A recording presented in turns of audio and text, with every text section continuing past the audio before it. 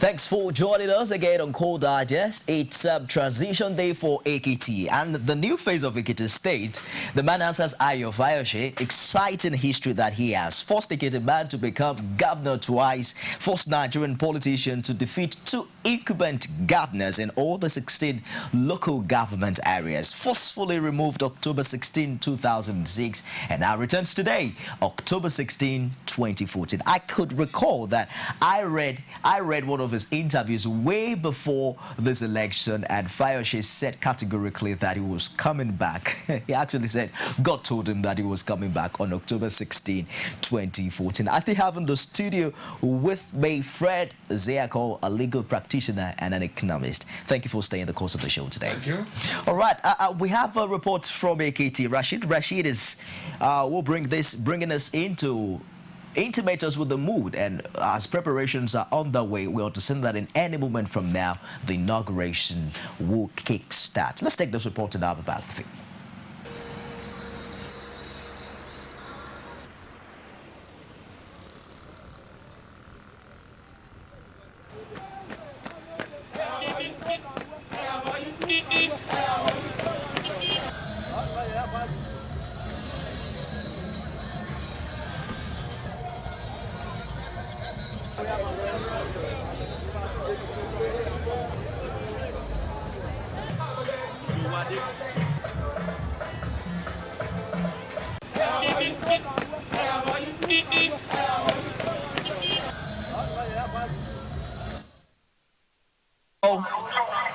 Okay, we're joined now live by Rashid from EKITI State. Rashid, how are you today? I'm good, and you? I'm terrific. Please give us a situation report in EKITI. Well, the whole people of EKITI, especially in EKITI, are in expectant mode of the swearing-in exercise to take place any moment from now. We're actually expecting that all of us, well, I am not but that is the mood in the air as far as the state is concerned. Everything is now set for the swearing-in ceremony at the EKITI Stadium any moment from now. Security personnel and security agencies are being in place for the protection of lives and property and easy vehicular movement. As you can see, party supporters and party faithful well-wishers have been clad in different attires, coming around to celebrate and witness the epoch-making ceremony of the swearing-in exercise of Governor Peter Ayodele for the second time in EKITI State. I read in the paper somewhere this morning that about 1,000 clerics, that Fayose invites 1,000 clerics to cleanse government lodge. Can you confirm which of the government lodge Fayose will be moving into, the old one or the new one that was recently opened by Fayemi? Hello? Are you there, Rashid? Yeah, I can hear you. Okay, I said I read in the papers this morning that Fayose invited 1,000 clerics to cleanse government lodge. I'm asking you if you can confirm which of the government lodges Fayose will be moving into. Is it the new one that was just being opened by Fayemi? Well, as far as that information is concerned, it's not verifiable for now. For everything is set to take place at the EKITI Stadium, the governor-elect is actually in his abode right away, waiting to move to the stadium. So if anything of such is happening, as things right now, it's not verifiable. But how will you describe the security situation in EKITI State? The security situation is in order. There's no problem, no breach of security. Everything is in order right here. The security agencies are at the lab. They've been put in strategic locations, military personnel, the Nigerian Army, the prison service, the security, the Nigerian Security and Civil Defense Authority, and every other security apparatus have been mobilized adequately to forestall any sort of breakdown of law and order. And as it is now, there has not been any record whatsoever of any breakdown of law and order. It's all right. We'll join you again shortly, Rashid, to keep us up to date with events as they unfold in EKITI State. Of course, live pictures there of what transpire as we speak, getting set for the much talked about inauguration in EKITI State. Now, Fred Zeako, what does this really mean for politics, especially in the Southwest, where we have a transition transition from one political party to the opposition?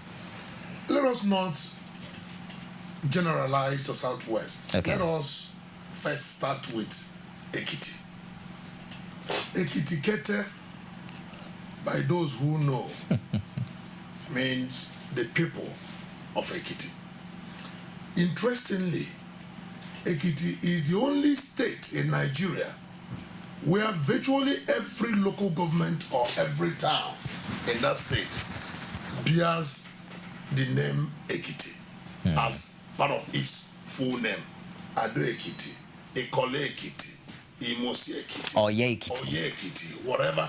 That tells you that the people are closely knit together. And it must be natural or supernatural. I had tried to expand that horizon of nature in Ekiti State. And I found out that this transition from Fayemi to Fayose has some semblance of supernatural imprint in it. Look at the word F-A-Y. In English, it means to join or knit closely. To join or knit closely or tightly. There is F-A-Y in Fayose. There is F-A-Y in Fayemi. There is EKITI, which when you translate to English will mean F-A-Y.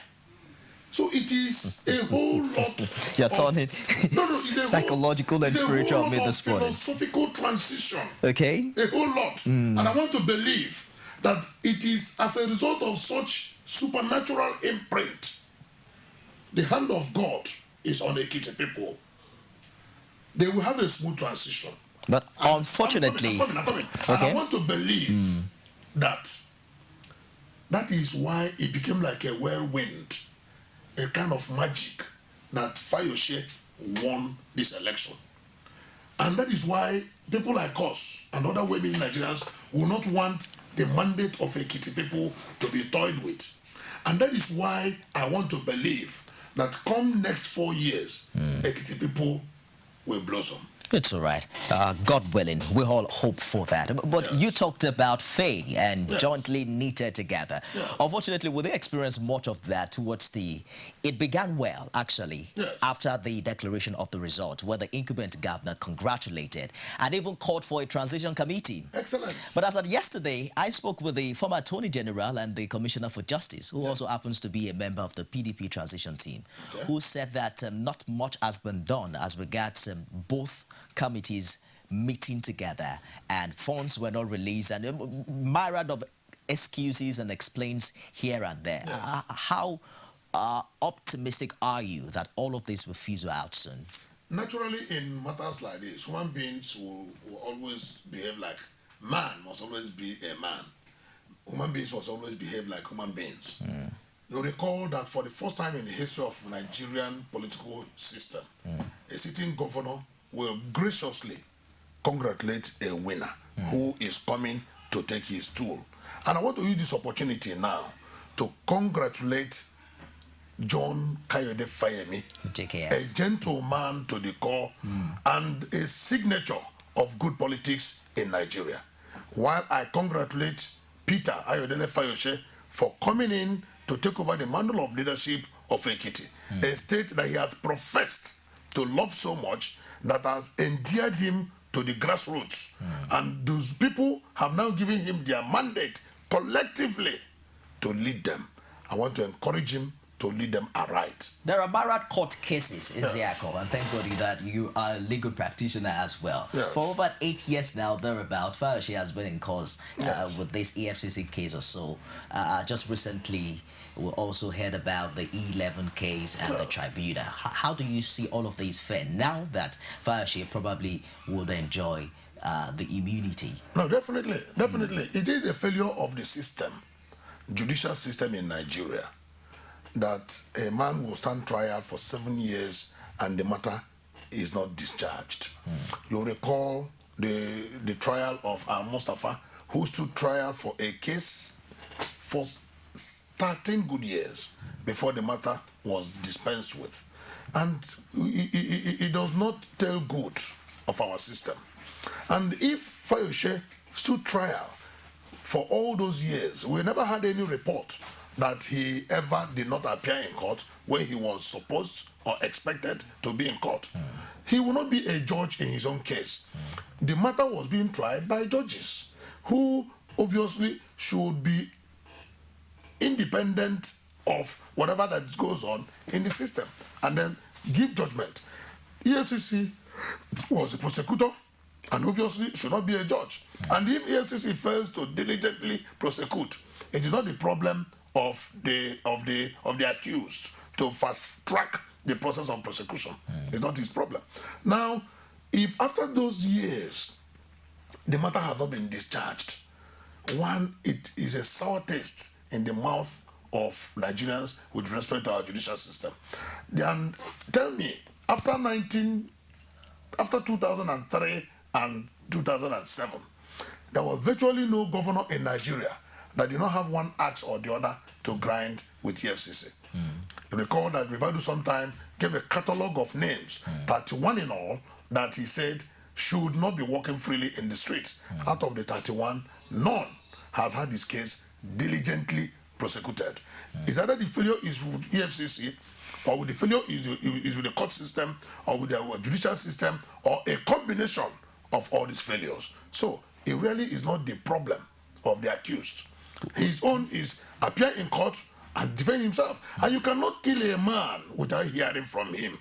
It is against natural justice, and that is why we talk about equity and good conscience. With the immunity clause getting set to be activated in full effect in just any moment from there, there are also questions as regards the position of attorney generals, state attorney generals, and their political inclination, how all of this also impact on speed and accuracy in the judiciary. But just before you answer that, let's take this call from Kanu. Good morning, Ismaila. Hello. Good morning. Go ahead with the contribution. Hello, please. good morning. Good morning.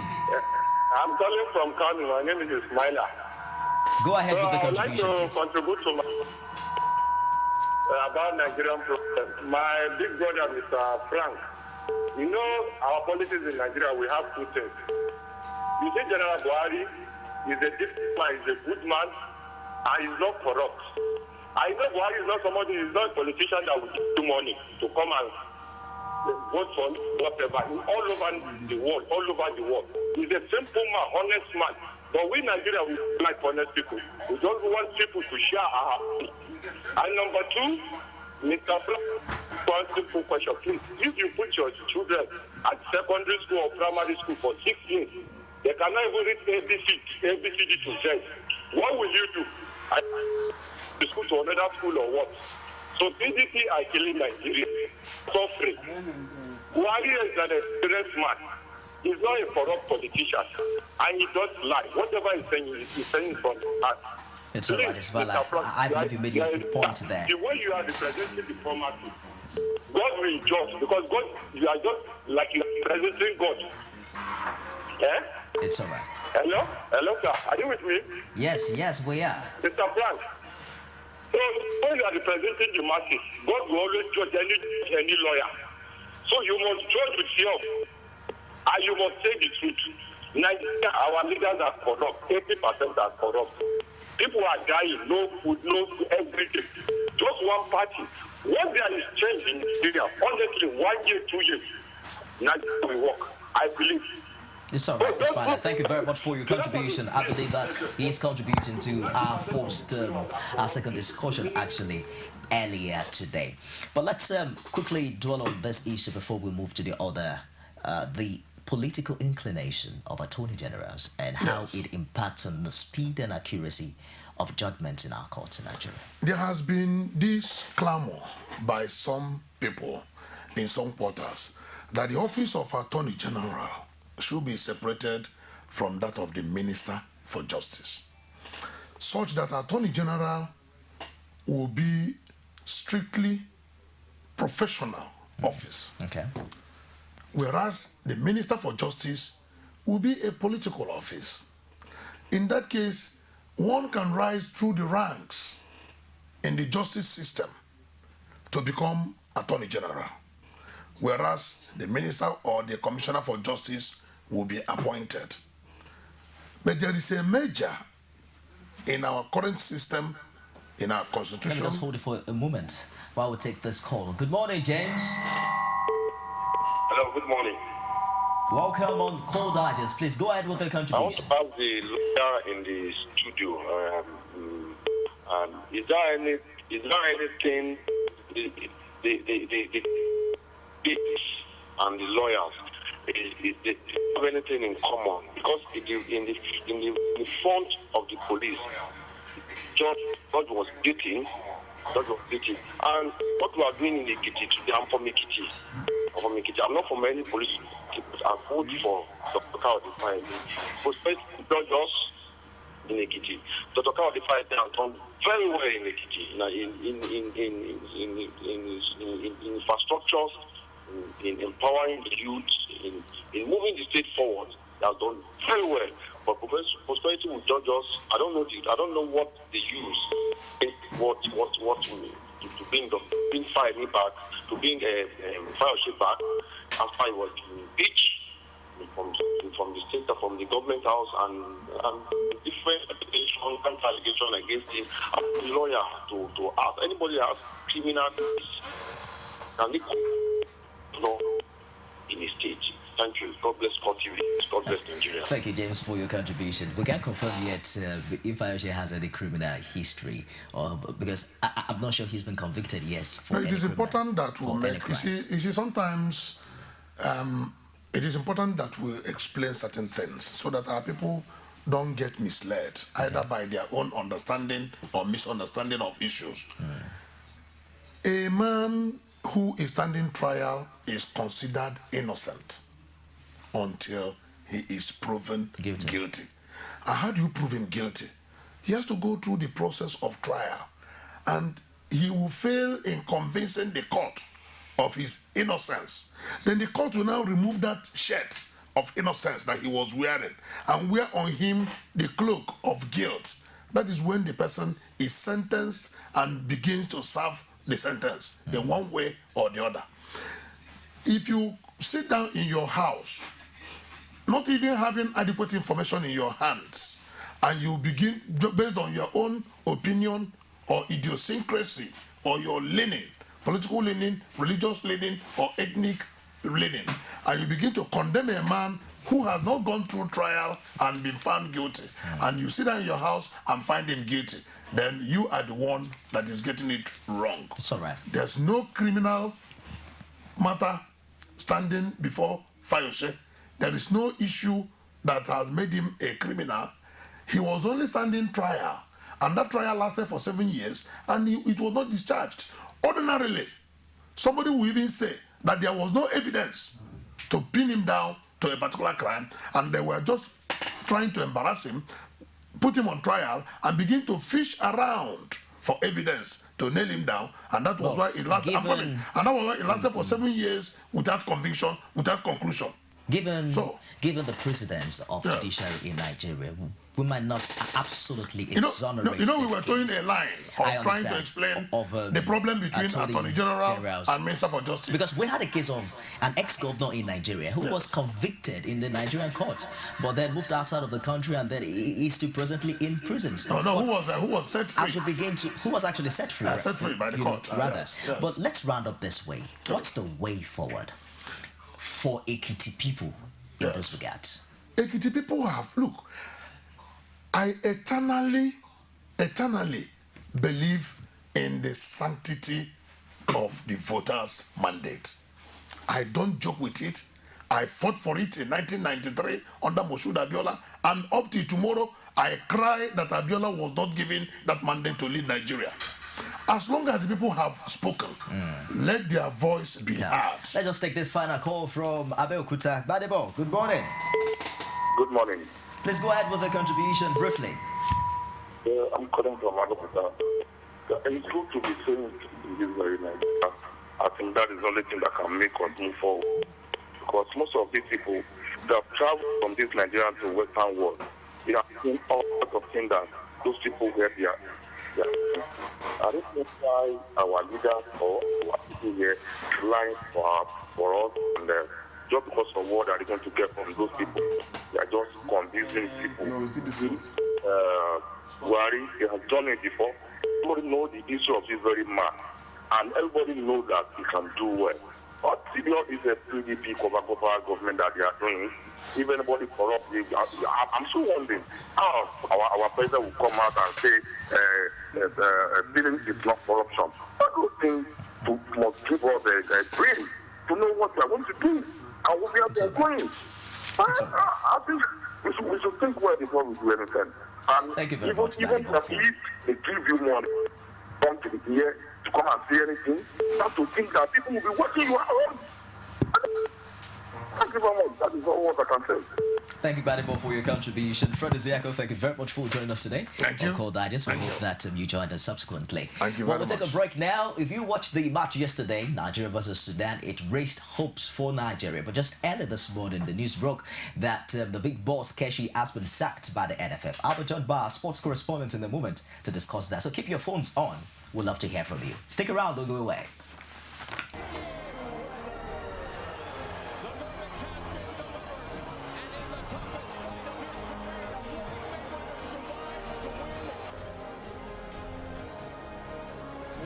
Der Torschütze zum zwischenzeitlichen 1-1. Semenike schickt Musa, da ist Ahmed Musa! Und da ist der Ausgleich!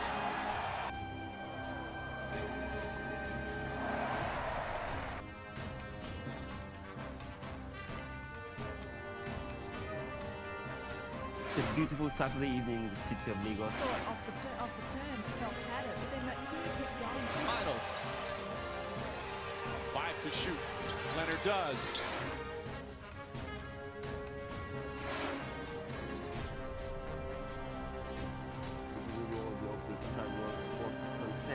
And of course, making a difference for all of us here from all our production crew. Thanks for all your pleasure.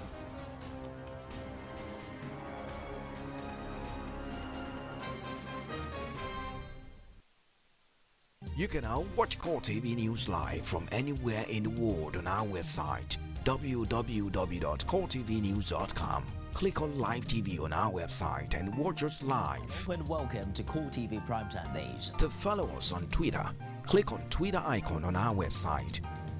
On Facebook, click on the Facebook and YouTube to see all our previous news production. You can also watch us live on YouTube. Click Core TV, leave a space, then news. Core TV News, a 24-hour news station. Every day, every hour, and every minute, news break in Nigeria. Things happen so fast, it's most times difficult to track and comprehend them. But that's what we do right here on Digit 360. 2015, would you want to come back again? It's like asking Jesus Christ if he knew he was going to die, will you want to come back as the savior of the world again? We do not just help you track the stories, we break them down, explore all the angles, analyze the issues so that you can fully comprehend the stories and use them to make the right decisions.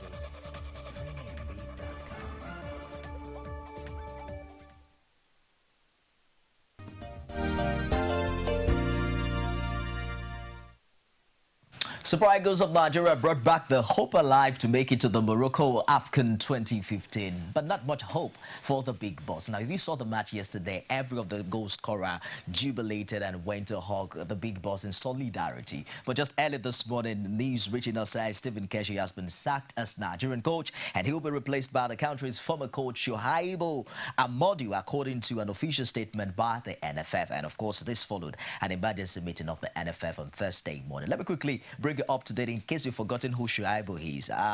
He was born 18 April 1958 I'm sure his picture will come on screen any moment from now. A Nigerian football manager, and he managed Nigeria from April 2001 to February 2002. He was also appointed head coach of the Nigerian side in April 2008. Was sacked on 6 February 2010, despite reaching third place with the national side in the 2010 African Cup of Nations. He was demoted to serve as the coach of the Nigerian B team, home-based Eagles, and Las Lagbag was installed in his place before the 2010 World Cup. Amodu also led Nigeria to the AFCON bronze medal at Mali 2002 and Angola 2010. Other accomplishments include Nigerian FA Cup titles with BCC, Lions of Boko, El Kaneme Warriors on multiple occasions, and it goes on and on like that. The fine boy Brownson Huwana is joining me on set. Brownson, I saw the match yesterday. Quite emotional for Keshi. The boys played for him, got the win for him. I mean, don't you think that NFL possibly should have just waited till the end of this qualifying match, this qualifying season, before going ahead to send Keshi away? As a matter of fact, I think the Super Eagles players saw all of this coming. I think Ahmed Musa led the campaign for Keshi. When he scored, the teammates wanted to celebrate with him, but he paved way and went straight to the coach. And then, of course, when the second goal came by Aaron Samuel, and same Ahmed Musa was directing Aaron Samuel to go and hug Keshi. And of course, when he scored when he completed his brace, same thing to Keshi. I think for all the Super Eagles players, they have already seen it coming, but it was just a way of showing support to Keshi. Look, that you are a boss. We still believe in you. But I think for Keshi, it was... what exactly did Keshi do wrong? I mean, as a player, as a coach for Nigeria, got us the AFCON Cup in 2013. What year was that? 2012, thereabout. 2013. 2013, and of course got us to the second round in the World Cup. What got wrong? Nifemi, you agree with me that if you watched Nations Cup last year very well, you see that Nigeria only played 3 games. Now, in total, we had 6 games, but Nigeria played only 3. Now, which are the 3 games? The first game we played, we struggled. We at a point, Nigeria against the eventual people we played in the final. That's about Burkina Faso. We struggled in that game, and the second game was a barren draw. The only game we managed to win in the group stage was against Ethiopia. It was a game that we struggled to convert to penalty by Victor Moses. And of course, we started playing our game in the second round, in the quarterfinals, where we managed to beat the Elephants of Cote d'Ivoire by 2-1, of course, with a beautiful goal finishing from Sunday Mba. And of course, our best performance was in the semi-finals, where we took out the Malian side by 4-0. Clinical performance, the midfield was compact. And of course, the finals, even though we struggled somehow, but we were able to grind the all-important win, and of course that goal was still converted by Sunday Mba.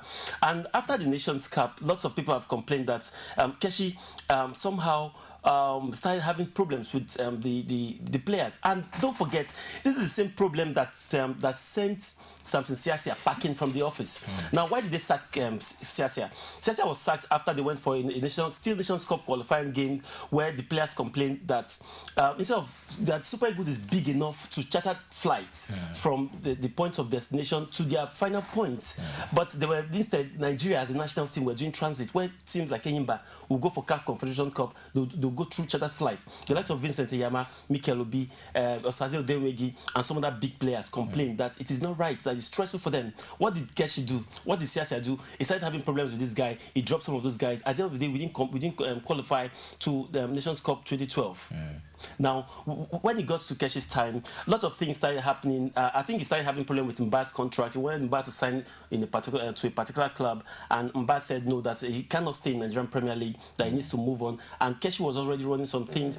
But overall, the controversy rocking Keshi is surrounding the fact that he has something to do with some of those players he invites to the team, especially when you have to do with credibilities. A lot of people have also said we have players that are up to the task that can win our qualifying series. Keshi really has the quality of player that can transform the Super Eagles. You agree with me that we have so much players abroad that plays in Europe right now, some in American continent that are doing very well. For instance, Obafemi Martins has 17 goals in his club right now. Ike Chikuche is scoring from all cylinders. And we have Chinedu Ogbuke, who is also doing very well in the German league. And we can go on and on. But Keshi has also talked about the attitude of those players. In a case where you have a player who doesn't listen to instructions, who doesn't want to submit to the head coach. I mean, it's better to make do with what you have than parade stars who would not submit to the leadership. It's very funny that Keshi is complaining about that, because everybody knows Keshi's attitude when he was a footballer. As a matter of fact, he was he spearheaded I think Keshi started the cabal that has grown so big right now in the Super Eagles. Of course, I think if you don't believe me, go and ask Clemens Westerhoff. He will tell you what he went through in the hands of Keshi. So I think Keshi, coming from who he used to be to a manager, he should be able to know how to manage this player's ego. Now, when he played as a footballer, of course, he didn't earn as much money as these guys earn right now. These things are some of those things that, of course, contribute to some of the ways these guys. In one of his recent comments, he categorically said that there are people, even players, who would want to sabotage his efforts and who would want to put personal interest above national interest. But beyond that, this was the same man that we all celebrated after we won the AFCON in 2013. National award, national honors, land, money, cars. Come on. Is this not just a repetition of the same cycle where we hire and fire in the Nigerian football? As far as football is concerned, every manager is as good as his last game. It doesn't matter whether you win your last game. Don't forget, Roberto Di Matteo won Champions League for Chelsea. The following season, he was fired. He didn't do anything wrong. Just because Chelsea struggled in their first few games, they fired him. So in football, it doesn't matter if you win any laurel or not. It's all right. Let's say if we can take one or two calls as we get your own opinion about Keshi's sack. But look at this. The new coach now, Shaibu Amadu, was also sacked on 6th February 2010, despite reaching 3rd place with the national side in the 2010 African Cup of Nations. Do you think this is a better prospect than the big boss? The only consolation I have for Amadou Shoaibu is the fact that they have made it very clear that he's just an interim manager for the last 2 qualifying games. After the games, they'll look at the foreign option of bringing foreign managers to see how we can go to the Nations Cup. But Amadou Shoaibu, for me, I don't really think is a very good option for us. I have my own reservation about What about the timing? At a time where we just picked up the hope of qualifying, and there seems to be a sparkle of fire and enthusiasm between the team leadership and the players. Bringing in a new leadership at this time, do you think we can make it up with the 2 other games that are so germane that we need to win? I think that for me personally, there's nothing wrong with the timing. It's better now than never, because I think the more we keep delaying, the more the virus that is eating the national team will eat very deep. As a matter of fact, all the sport writers have turned their back on Keshi. All the ex-internationals have turned their back on him. They've been calling for his sack ever since last week, and that's to tell you how arrogant Keshi has been. Does this have anything to do with the crisis that rocked NFF recently? It's part of it. Everything is not unconnected. Everything is part of it.